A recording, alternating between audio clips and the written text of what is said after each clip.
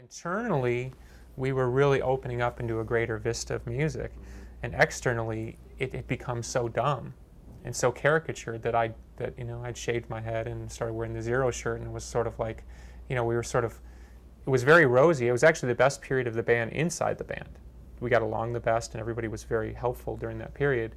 But externally, it was just like one constant fuck you, because it was just like, what is this about? Because I think I got caught up in the grunge thing and the idea that things were going to change, and not being smart enough to realize that the more they change, the more they stay the same. And I really look at somebody like Pete Townsend. He had the sophistication why he was going through it to know that it was bullshit, and he was able to write about it and still stay above it and sort of outrun it for a number of years. I didn't have that level of sophistication. I think that you personally, I heard an interview with you last year with Steve Jones, which was one of the greatest interviews I ever heard, because I've sat with Jonesy before too, and I start speaking about high conscious topics, and he sloughs them off like it's halftime at a soccer game. Right. He just doesn't want to go there. Right. You engaged him in some real metaphysical shit, and I thought that was astounding. Well, I've actually been on vacation with Jonesy, Yeah. So I have at least a level of personal rapport. Yeah. And, the great thing is I do love the Sex Pistols. I think they're one of the most important bands ever. But I wasn't like the kind of fan where I was ever intimidated by, oh, it's Steve Jones, So my relationship really is with him as more of a man, and Sex Pistols second, So I sort of see past his sort of funny, gruff thing he does, His bravado. Yeah. He loves being the simpleton, but he reinvented himself on the radio, which is, to me, a wonderful thing, that an artist can reinvent themselves. Yeah. Did he ever tell you the story about how he snuck in and stole David Bowie's gear while they were making the Ziggy Stardust movie? No. Oh, you have to ask him that sometime. Okay, did you have it? I have one story, I have one, yeah. Okay, that's fair.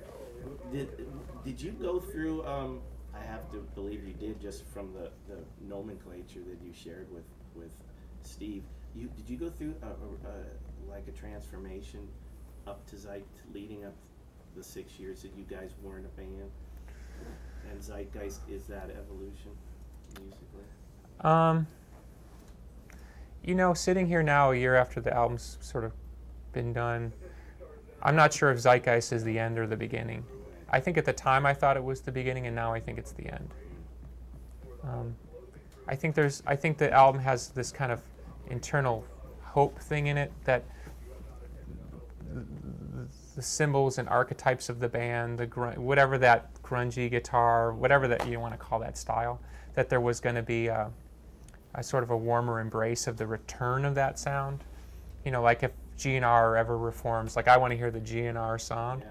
And I found that that didn't work with us, that people were not as connected to that feeling or that sound as I would have thought in my own little weird twisted mind, and that what we're really meant to do is be provocateurs. We're not about assimilating one sound and one vibe and one thing. We're really meant to be button pushers, and that's not always a comfortable place to be.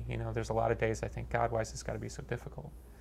But if you really look at where we've been successful, I mean artistically successful, it really has been when we took those great chances and were willing to wipe out, because of course there's a thin line between the two. So